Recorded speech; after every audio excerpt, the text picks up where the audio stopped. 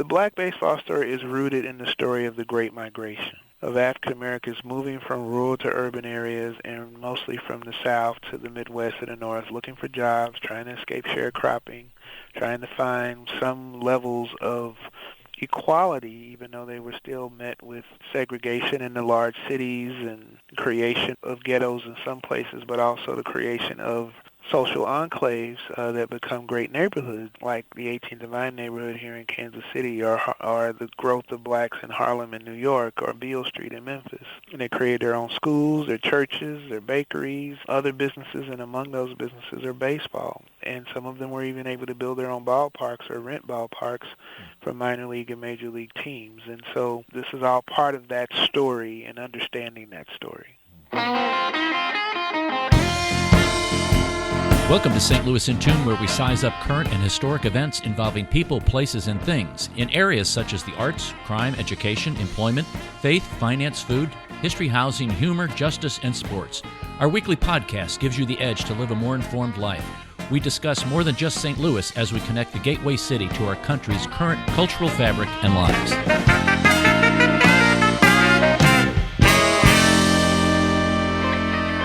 Well, here we go, folks. Our return to civility. Believe in something beyond yourself to keep your ego in check. Ooh. I think some of our folks in Washington, D.C. could listen to this one. Sometimes simply looking at a picture of Earth taken from space is enough to remind you that there are more important things in the universe than your crisis of the day. And things are all relative, folks, so it is true. Believe in yourself beyond yourself to keep your ego in check. Egos have a way of really destroying people. Yeah, they really do. And we have an old saying in radio, check your ego at the door. And I think that's good advice for everyone. That's kind of like a good mic check. Yeah. Check your ego. Yeah, check it right. Leave it at the door. It does. It's a shame. It gets in the way of so much. It gets in the way of a lot of different things. And ego has not gotten in the way of our guest today, nor of the organization that he is working with. Matter of fact, they have been forgotten for a long, long time, not in the black community, but in Major League Baseball. And we're talking to Dr. Ray Doswell of the Negro League Baseball Museum. Ray, how are you doing today? I'm good, a little chilly, but we're working it out. There you go. Now, we had you on a couple of weeks back for a brief interview and wanted to have you back to talk at length about some things. And I appreciate your willingness to do that. You've been on the show before, and for all those people who have not heard Ray previously, he is kind of a native of the St. Louis area and went on to bigger and better things at Kansas State University, where he got his doctorate degree and has been working for the Negro Leagues for how long now, Ray? Since 1995. Holy smokes. You're older than we all thought, right? Oh, my. Well, the gray hairs kind of give me away a little. Well, at least you have hair. Like Arnold. Mine's, it continues to fall out, even though I think I lost a lot of it 25 years ago. It's actually coming out your ears now. Well, it comes out places you don't want it to come out. Okay. That's the problem with that. Indeed. No, Ray, thanks for coming back again and talking to us. One of the things that interested me a great deal a couple of weeks ago was your comment about the major league recognition of the Negro Leagues as a major league. And you said, well, we always knew that. And as I've listened to interviews of former Negro Leagues players, it was very evident they knew they were major leaguers, but not in the Major League Baseball sense. Can you kind of amplify again on that? Because it's something that I really think people need to understand and get clear, that even though it was a Negro League, they were major leagues. Indeed. So here at the museum, we define the Negro Leagues, and I want to say leagues is plural. It's more than one league. We define them as the highest level of professional baseball that was available to African Americans and Afro-Latino athletes from around 1920 to 1960. 1920 to 1960. There were attempts to do leagues, and again, at seems like everyone might know what a league is, but let me try to define it simply. Is these are a group of teams, organizations. These are really small businesses, amusement businesses, if you will. But teams agreeing to play on common opponents through schedules and maybe even do a little revenue and promotional sharing to determine a champion at the end of a season, agreed upon format for maybe even a postseason as well. And the leagues also governed how player transactions and contracts would be negotiated, developed, and enforced, as well as league rules as far as conduct and rules of play and things like that. So these were leagues, and there were attempts to create leagues of black baseball teams in the late 1800s, but none were as successful as the formation of the Negro National League in 1920, which its first meeting was held here in Kansas City in February of 1920, over 101 years ago. Wow. So, and here at the museum, as I noted, we focus primarily from the starting point of that business structure up through 1960, when essentially that business structure ended. It was interrupted in the middle by the Great Depression in around 1929 to 1932, 1933, but the teams that come out of that business structure, top-level teams, are the ones that we recognize as the Negro Leagues. There are many other levels of black baseball being played across the country, community teams, company-sponsored teams. It was not uncommon for these top-level teams of the Negro Leagues to interact with those teams as well. It's never a formal minor league system as we know it today, where there are communities with teams that are affiliated with major league teams, and then they fulfill obligations to send them players and things like that. It was never those kinds of formalities, but sometimes those teams did work in that way. I mean, you could play a community team and might discover a player, and they may be invited to come up and travel with the black baseball teams.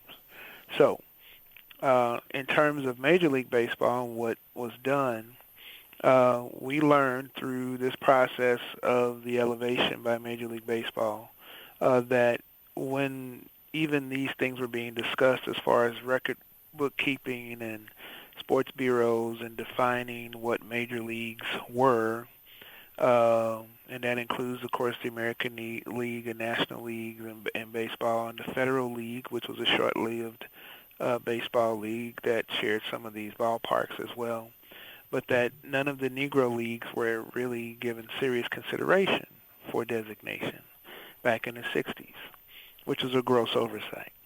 And so what the Commissioner of Baseball has done is to elevate 7 of these leagues. Now, at the museum, we recognize roughly about 8 leagues during this time period. And again, as I mentioned, there were some in the 1800s as well, and some of these other, what you might call minor leagues as well. But 7 of the top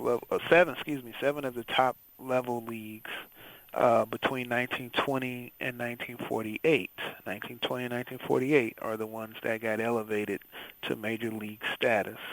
So that's not all 8, and that's not the entire history, just 1920 and 1948. So that has,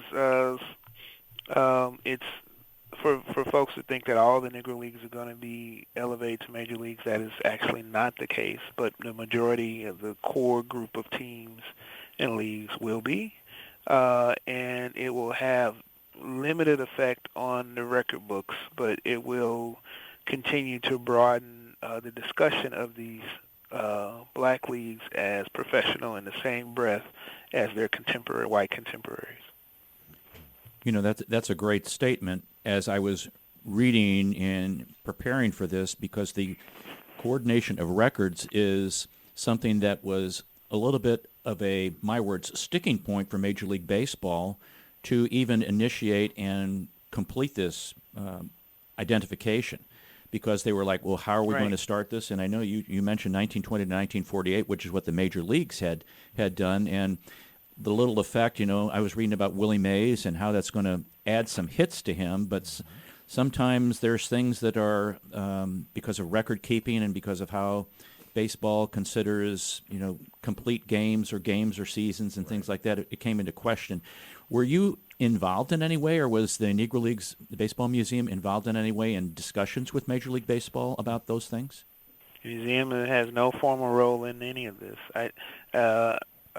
Our president was involved in some of the discussions, at least was broached about it, but the museum is a consumer of this information just like everyone else. So we have no role, really, in the decision or in what gets included and what doesn't. I will say, though, that we're welcoming the decision, but statistics in particular are not a major part of what we do here. This is a story that's chronicled through photography, through artifacts, and through oral history, and that's primarily the core of the material that we use to present the history, and of course trying to make sure that it has its connections to the broader African-American story and American story, even beyond baseball itself. And those are our primary points in terms of telling the story, but statistics are still part of the story, and we do our best to interpret them. But here's the point that I think everybody needs to understand. There is no complete record statistically of the Negro Leagues, and my guess is that there never will be, because it just don't exist because of segregation. They weren't covered in the same way. The St. Louis Post-Dispatch and the Globe-Democrat did not cover the St. Louis Stars in the same way as they did the Cardinals or even the Browns. It's just, so there's no day-to-day record. There's no record books that have survived. There are no scorebooks that have survived. At least what has survived is probably just snippets of seasons and things like that. It just doesn't exist. And the oversight in the 60s is important because even though they probably weren't even complete then, you were at least closer to the time period, and there were plenty of people alive that you could have tapped into to try to get a better, more equal record of those things, and they were ignored.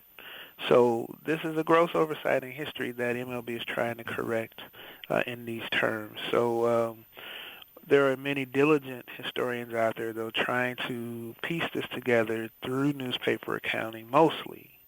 So you turn to the St. Louis Argus and not the Globe-Democrat, the Post-Dispatch for this information. And the Argus comes out every week, not every day, at least it used to. So there are games that get missed. The other thing is that black teams also had to survive, played extra games. So the St. Louis Stars could travel to Kansas City to play the Monarchs, but they would play out. Along the way could play in St. Charles, Missouri. Maybe they played the white Kiwanis Club team, or they got to Jefferson City and played a local black team sponsored by a local store, and then made their way through Columbia and then up to outside of Kansas City and at least some of Missouri, and then finally get to Kansas City and play their league scheduled game. And then maybe even went and played the Monarchs over in Kansas, in Leavenworth and Atchison, and playing other games there in order to make additional money. So the historians are sorting through if those all games get reported, then what games count, what games don't count towards the record. So the statistics are a living and breathing body of documents that continue to grow and continue to be refined. One of your colleagues, Bob Kendrick, he who's executive director at the Negro Leagues Baseball Museum, said, "In all my years of having known so many legendary Negro League players, I never heard them even questioning whether or not they would be viewed as, quote, major league, unquote. They didn't need the validation. They knew how good they were. They knew their league was as professional as any. But for history's sake, this is significant." And, we talked about statistics, and there's another statement that I was reading that history is a process, not a product. And understanding what these statistics do with the cutoff at 1948, but for some, it's a downside. For some, it's a plus. And here's a downside. some female players who played for Indianapolis in 1953 and 54, some other significant things like Hank Aaron's home runs that he hit for the Indianapolis Clowns in 1952. Right. Some good things are like no-hitters. Matter of fact, first day no-hitters. Josh Gibson's batting mark.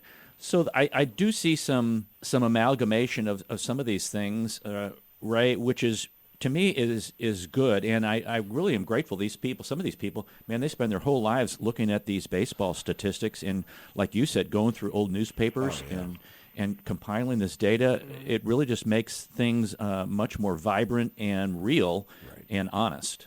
That's true. You're correct to point out that people have a certain expectation that stats are going to validate or jump over or whatever for Major League Baseball. But that is a myopic view in terms of how we always view baseball through the lens of Major League Baseball and white baseball. You can't do that with the Negro Leagues, and that's the nuances of racism and segregation in America, which we are trying to remind people about. That's one of the nuances of that.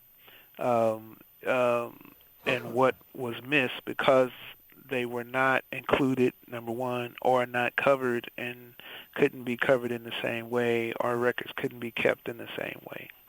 So history is a process, not product. That's probably John Thorne, the lead historian in Major League Baseball. I've heard him say that as well, and he's one of the people helping to try to lead this effort and trying to define these things. And what he also has told me is that, and I think it's true, that you're not going to see anyone really get their current records leapfrogged by any black players per se as far as numbers. But there are some other nuanced things that might happen, like percentage records. It's very possible, and once confirmed through comparable number of at-bats and things like that Ted Williams' 400 batting average season will be eclipsed by one or maybe two other Negro Leaguers. Doesn't diminish the greatness of Ted Williams. Doesn't necessarily elevate the greatness of these other players, other than they had successful seasons as well. It's just that they are now better incorporated part of the conversation based on what is conceived to be like competition in that way. Other nuanced things, we have having this discussion with my friends at the Kansas City Royals through our friends at the Cincinnati Reds. Cincinnati is said to have had the first Major League night baseball game in 1935. Well, we've always known that the Kansas City Monarchs played night baseball as early as 1930, and there were others, minor league teams, experimenting with it then too. But now is the Monarchs game in May of 1930, the first Major League night baseball game. Wouldn't that be great? I don't know if it matters to some people. It doesn't matter to me personally in that way, other than, it doesn't change what happened. We know that the Monarchs played night baseball for Major League Baseball, which is really just the point.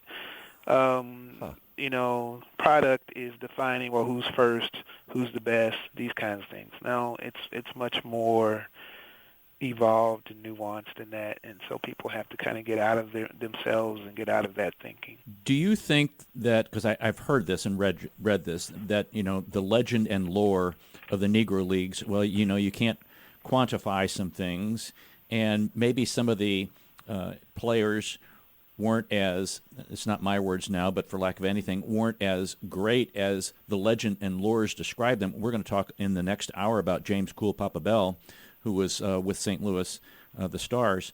And, one person was comparing statistics with other Negro Leagues players and saying, well, if you kind of look at this, and it just seemed like a lot of, my words, again, statistical analysis that was not necessarily viable, but comparison in the baseball realm, saying, well, he really wasn't the fastest guy because he didn't steal all these bases. Somebody else stole all these bases. How much does legend and lore play in this? Well, legend and lore does play a large role in this, but we also need to kind of get out of this winning bar bet mentality that, we got to have the best and only trivia facts to show up our buddies. What's more important to me is Bell's story of coming up from Mississippi through the Great Migration, like so many African Americans did at that time, ultimately becoming a star in St. Louis as a young pitcher, and then transitioning to outfielder, and was respected by all his contemporaries and teammates as the fastest player that they had ever seen. And played on important teams, played on championship teams like in St. Louis and in Homestead, in Washington, D.C., and with the Crawfords, where he was one of 5 future Hall of Famers, and was a beloved figure after baseball in St. Louis. That story is more important to me than whether he actually stole over 100 bases in a season or not. So that's how I try to make the connections to the broader history, and the stats will help tell that story. We want to get as accurate of statistical information as possible, but it's important to get the whole person's story, and these athletes are more than machines. They have an important story to tell us about the American experience, and that's what needs to be emphasized. That's an excellent comment. The American experience, and athletes are more than machines. Yes. And we tend to think, like you said, it's the barroom trivia. Who can outdo somebody else? Great comments. We've been talking to Dr. Ray Doswell from the Negro Leagues Baseball Museum in Kansas City. You need to get up there, folks, and see that. In going back with legend and lore, just for a brief moment, do you think it's personality, its popularity, its individuals who performed well on whatever teams they were? Like, I think about James Cool Papa Bell. He had a very honest, vibrant personality. He performed well on every team, was really kind of a, for lack of better words, even-keeled guy. Do you think that is not only indicative of individuals in the Negro Leagues, but also in other professional sports? Well, I think he might have been a unique individual. You certainly had to love competition and not be afraid to be out there or shy, if you will, to want to compete and do well. By all accounts, he was not unusual, but compared to most of his contemporaries, he was unique in who he was and how he carried himself. Not a gregarious person, but someone who was very well respected, and ultimately became someone who was very well respected in the St. Louis community. And it helped, too, that he was able to be around to embrace and mentor other athletes like Lou Brock, another person of great confidence but great ability, but pretty humble in terms of how he presented himself to the public, and philanthropic in other ways. I'd be remiss if I didn't say he was I don't idolize many athletes. In fact, I don't idolize any, except for Lou Brock. Growing up in St. Louis, he was the reason why I love Cardinal baseball, and remain loyal to the Cardinals. But got a chance to get to know him a little bit as well, and his wife Jackie, and through their support of the museum. So I was heartbroken when he passed away last year, and he and Bob Gibson and so many other African American great players we lost. We've lost some key people, Joe Morgan being another key people in that generation of players who crossed over the bridge built by the Negro Leaguers towards integration of the sport. And so this is an important moment in our history, and to have the culmination too of this recognition with the statistics and the intention and the increased recognition of the Negro Leagues nationally is an important moment. I can't help it. I have to ask. I have a Brock umbrella.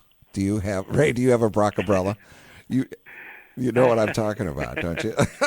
I know exactly what you're talking about. Unfortunately, no, I never got one. Oh, I do have one. We have one at home. We really have a Brock umbrella. It's a crazy thing. Yeah, do you know You're what going Arnold? back a little ways. Oh, yeah, I know. You remember the Brockabrellas? Absolutely. Those are the greatest things in the world. Yeah. You don't need an umbrella. You just need a Brockabrella. I think that's what it was. Which, folks, Mark described that for people who may not know what that is.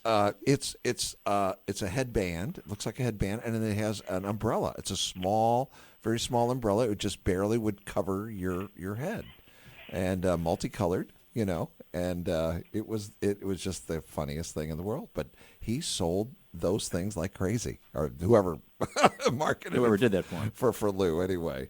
Yeah, go ahead. The thing, I'm just saying, if you'd indulge me a little Cardinal talk, because I don't get enough of it here in Kansas City. I bet you don't. I bet you don't. I'm still. They're a bit. I'm still hurt about that I-70 series. Yeah, it still makes me mad. But go ahead. I joke about it when I speak here. But I'll just say the Royals are actually very supportive of the museum, and I do enjoy going to the ballpark here. It's a great fan experience, and of course the Cardinals do come up. And we get lots of Cardinal fans that come here. But just that time period for me as a young person. When Brock was on the team, the Cardinals weren't necessarily that good in his waning years compared to what would happen as they got into the early 80s.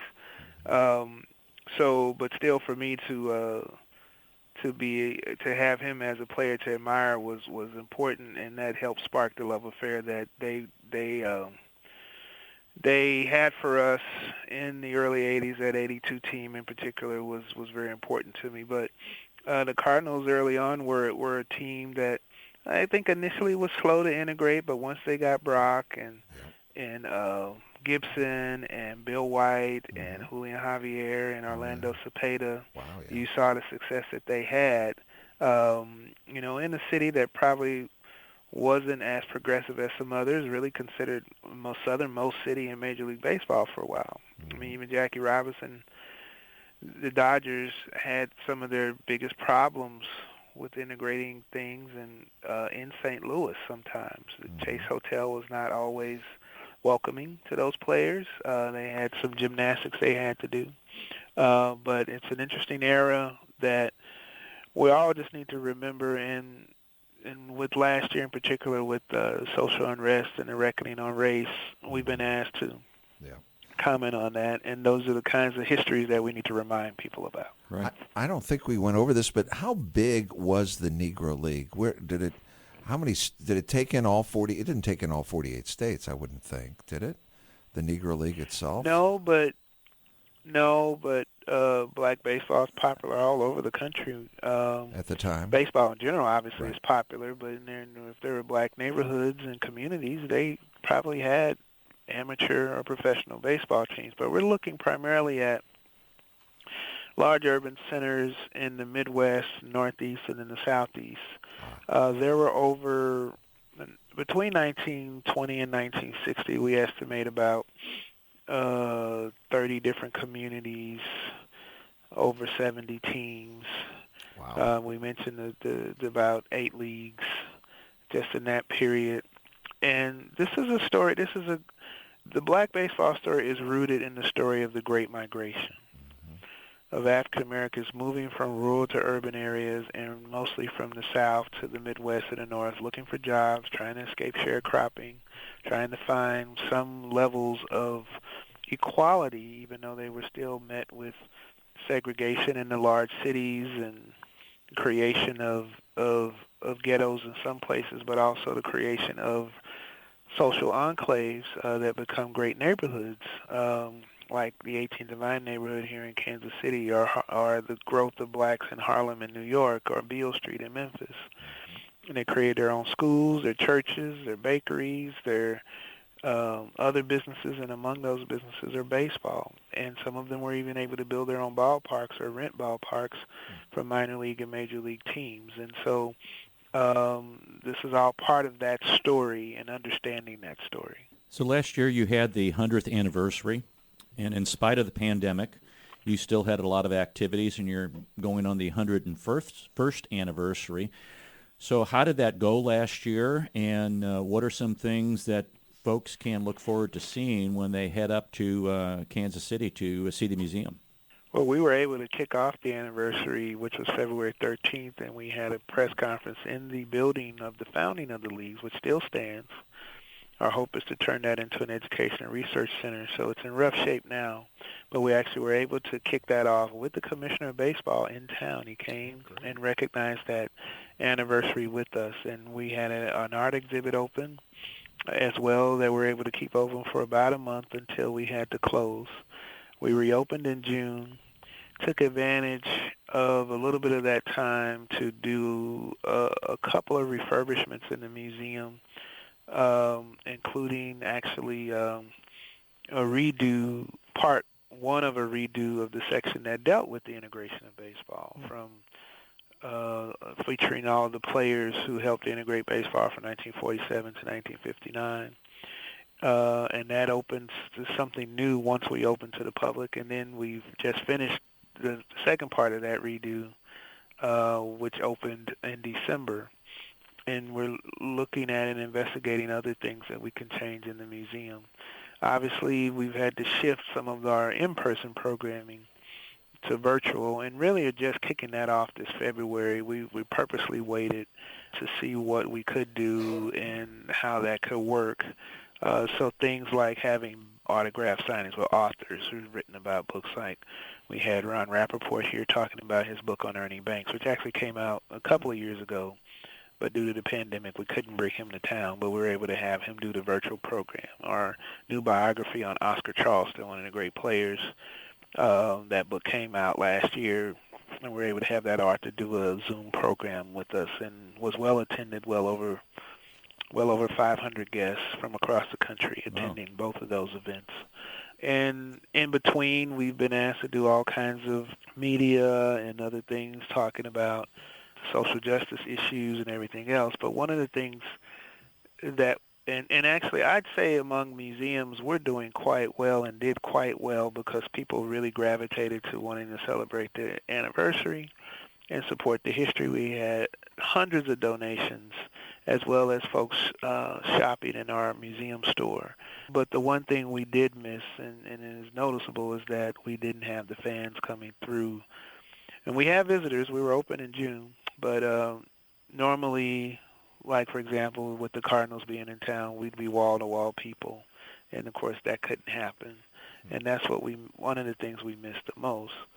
One of the things that we wanted to do in June, which ultimately we did get to do later in August with Major League Baseball, but it wasn't quite the same. But in June, Major League Baseball was going to do a league-wide salute to the Negro Leagues. That got pushed to August, but our president was able to pivot and do more of a social media campaign in June in salute to the Negro Leagues in the 100th anniversary, and that included salutes from four of the former living presidents, Mr. Carter, Mr. Clinton, Mr. Bush, and Mr. Obama, and that went completely viral, and then everyone started saluting celebrities, athletes from other sports, athletes within baseball, and they did these virtual tip-of-the-cap salutes to the anniversary of the Negro Leagues, and that raised a lot of money and awareness as well, and then that momentum just kept going. We also had the attention of, with the players that I mentioned passing away, it was always news that came back to us and trying to comment on that, on Morgan and Brock and Gibson, and of course hearing Aaron earlier this year. And then the news of the statistics just really was just took people by storm. I'm still doing interviews about that topic even now, even though that announcement was several weeks ago. And now we're doing our virtual programs. I'm actually looking right now at our calendar for this, at least through June, where we're going to do everything virtual. And probably after that as well as we get into July, but we're considering where we can do hybrid programming. And for 101, the one event that we didn't get to do was a gala, which would have been in November last year, and we're hopeful maybe this coming November, which is usually when we do a big event, that we can do that live. So that's still under consideration. One final thing is we've been tasked with pivoting with the Negro Leagues 101 anniversary to do a 101 college level type course, but it won't be so much of a course, but it will be a series of programs that really tries to define the Negro Leagues and gives everyone a chance to learn the basics about what the Negro Leagues are. That's great. There may be a couple of different series with that, something that I'm hoping to get off the ground for late summer, and then something for the fall that would be actually partnered with the college, Distinguished Lecture Series, and then leading into 2022, because, put this on your radar so you invite me back, 2022 is the 75th anniversary of the integration of baseball, Jackie Robinson's first season. Oh, great. 1947. So the education piece will dovetail from the Negro Leagues right into that. That's the goal, and that's what we're working on right now. That's perfect. And you do such a great job of getting a lot of activities together with the adult programs and the lectures, and I did see the tip of the cap on social media. Really, really wonderful thing. How do you spend your day? You know, you're the VP of Curatorial Services, and I'm sure you're not, getting photographs and cleaning them off. That's probably somebody else doing that. But take us through exactly kind of what you do. You do that. I bet he does it. It's me. I'm a one-man shop oh my gosh. Right now, and I have been for many years. Occasionally I would have some support through an intern or occasional staffer, but yeah. And that's why, unfortunately, on the unfortunate part of that is that there are a lot of things that some museums are able to do now that we can't, because I just don't have enough bodies or help to do that, or even the space to do that. But that's mentioned. If I hadn't mentioned, the founding of the Negro Leagues happened in the old Paseo YMCA building, which is around the corner from us. We own that building now, and we hope to turn it into an education and research center. So the growth of these kinds of services will linger there. Once we're ready, we're still a long way off from that. But then I'll have more help, and then we'll be able to have library services, archival services for the public, and welcome researchers in to do research. But I help with researchers all the time, mostly media and kids calling for National History Day projects. I don't really do tours per se. We're not doing tours right now, but I have done tours and can do tours, usually for some school groups, sometimes for special guests that might include baseball teams as well.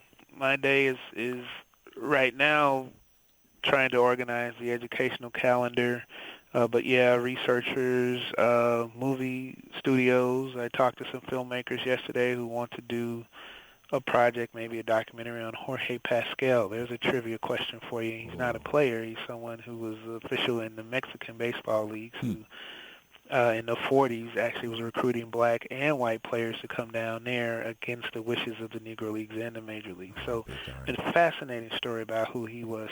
We care what we can for artifacts, and I'm responsible for coming up with sometimes and writing exhibits.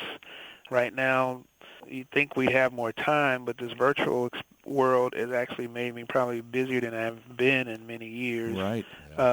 Because of the beauty of it is that we can contact even more people with programming than we would with local audiences, but the demands on that time are really increased, especially during Black History Month, and I've been quite busy this month in particular, and that's rolling into March, and then it looks like it's going to roll into April with the start of the baseball season. So I would say if there are people who are interested in being an intern at the Negro Leagues Baseball Museum to help you out, that would be a wonderful thing. Really, I'm coming. I'll be over. I don't want to be inundated with applications right now because I don't really have a good place for anybody to work, but because we've got limited space. But that is what we're moving towards, and we're not really in a position to hire anybody right now either. But we are moving towards that so that we can have more of a formal program, and then I can get more organized and actually be able to intelligently give people assignments on different things. But you will see some things coming out. I imagine you see websites and things like that. Yeah, you see some things that you can't put out yet to show. Right. I imagine that, and you haven't even been able to, read every single document that you get. I know there were some donations that were recently made to the museum, the Rube Foster Ledger and some other things that are really valuable. Mm-hmm. Are most of these donations, do you actively seek some of these things, or how's that play out, Ray? In the case of the Foster Ledger and other collections that were associated with that was not a donation. We had to buy those items. Mm-hmm. And we're not always in a position to purchase and compete in the auction market for certain things. But we were fortunate because those items were initially loaned to us as part of last year's celebration for temporary display, and then we negotiated to purchase those items. We did, and also of note, we were able to purchase a rare letter signed by Bud Fowler, who was an early era black baseball player, very noteworthy player in the baseball history circles, and few surviving documents connected to him. We had to purchase that. These are, I can't say exactly what they cost, but these are 5 to 6 figure level purchases for us, which is not easy, but because of the support that people have given us, it helped us work out what we're able to do. Now, that has translated also into the donations, and I want to remind people, some people, they see things and they want to collect them, or they think they have something that they'd want to give, and that's fine. Call us first. We don't want to accept it if we don't have a room for it, or if it's not really relevant to the collection. Just because it's a black baseball player or black baseball, it may not be relevant. Right. But if we can't take it, we maybe can suggest someplace else if you're just inclined for a donation. But we did get a surprise donation in the last year from the estate of Penny Marshall. Oh, wow. Penny Marshall, a former actress and director. Right. She was famous for directing A League of Their Own, the film on women's baseball. Was an avid sports memorabilia collector, and when she died, the estate contacted us that she had a number of things related to the Negro Leagues and black baseball and Harlem Globetrotters basketball, which there are some crossover connections to black baseball, and left us several things. I'll admit a lot of it is mostly memorabilia in terms of not necessarily museum level quality material. Not that it's bad stuff. It's autographed things and very nice and highly collectible. But there are some gems in there, especially some old Negro League baseball programs and publications and some game posters and things like that. And we're very excited that she thought enough of us to even consider the museum. And to my knowledge, I don't think she had ever visited the museum, although it wouldn't surprise me. People come in here all the time. You never know who you're going to meet. I bet. So, but the thoughtfulness was great, and these things are not on display yet, but we're working to put them on display, but also digitize them for virtual displays as well. And so this is all ongoing. And all in your job description. Right. That description has kind of been molded and stretched a little bit, but we do what we can. I get more excited about those more creative projects, and there's some mundane, but one of the great things for me is that I can unchain from my desk and walk around the galleries and then be able to talk to people. Right. And find out where they're from, what their interest is, and I'm always buoyed by that. As soon as I think I'm bogged down by work and it's getting a little mundane, get up, go and talk to people, see what interests them. When I walk around the museum, it's my job to find problems, things that need repaired, things that need to be updated, things like that. But the people engage it, and they're extremely excited. They're thankful that we're here.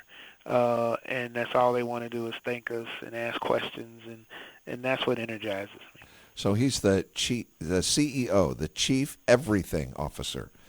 That's what it sounds like. No, well, I liken myself to the umpire. Oh. I'm the umpire. Oh, okay.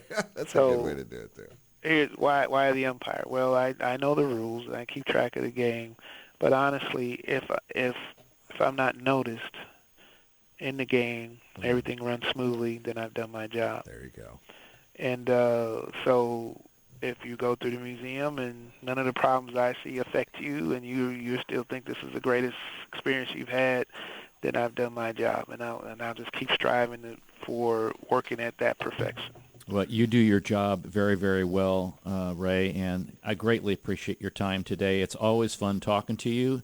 I learn a boatload of stuff each and every time we do have a conversation, and the interest and passion and dedication that you have for what you're doing is really, really important, and they have the right person in that particular position in you. So thank you very much for your dedication and your integrity and holding that out. And what a great way to end that, because I thought your comments with that were good. It's all about people communicating and listening and providing a great experience. And if they have a great experience, there's no hiccups. You've done your job very, very well. Well, thank you for that, and you're very kind, and we look forward to folks coming to see us. They can certainly join us online for programs. Look for us on Facebook Live, especially, and YouTube with announcements of programs. And, of course, we're open for visits if you're feeling secure enough to do that. We're following all kinds of protocols here, so come on up and go Cardinals. Yeah. There you go. Go Cardinals. We've been talking to Dr. Ray Doswell from the Negro Leagues Baseball Museum. He's Vice President of Curatorial Services. Ray, good to talk to you again. Look forward to some future conversations. Thank you. All the best. Thank you, Ray. Take care. We appreciate you listening to this episode of St. Louis in Tune. If you enjoyed this episode, please consider subscribing to the podcast to keep up on all of the latest episodes. St. Louis in Tune is produced in cooperation with KWRH 92.9 FM and Motif Media Group. For St. Louis in Tune, I'm Arnold Stricker.